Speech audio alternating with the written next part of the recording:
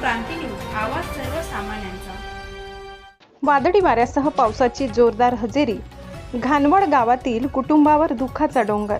मोखाडा तालुक्यातील ग्रुप ग्रामपंचायत हिरवे घानवड अंतर्गत येणाऱ्या घानवड गावातील रहिवासी रामजी जानू नंडगे यांच्या कुटुंबावर निसर्गाच्या अवकृपेने दुःखाचा डोंगर कोसळला आहे। आज दुपारी सुमारे 2 वाजेच्या सुमारास झालेल्या जोरदार पाऊस व वादळी वाऱ्यामुळे त्यांच्या घरावरील पत्रे उडून गेली। घटना घडली त्यावेळी घरातील सर्व सदस्य घरात उपस्थित होते, मात्र सुदैवाने कोणतीही जीवितहानी झाली नाही आणि मोठा अनर्थ टळला। अचानक आलेल्या वादळामुळे घरातील धान्य, कपडे, इतर जीवनावश्यक वस्तू भिजून मोठे नुकसान झाले।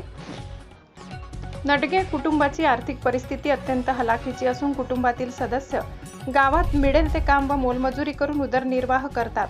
कुटुंबात एकूण 8 सदस्य वास्तव्यास आहेत। घराचे मोठे नुकसान झाल्याने कुटुंबियांसमोर गंभीर संकट उभे राहिले आहे। घटनेनंतर कुटुंबातील महिलांना अश्रू अनावर झाले असून शासनाने तातडीने पंचनामा करून आर्थिक मदत व नुकसान भरपाई द्यावी अशी मागणी ग्रामस्थांसह कुटुंबियांनी केली आहे। महाराष्ट्र क्रांती न्यूजसाठी प्रतिनिधी सौरव कांबडी, मोखाडा, पालघर।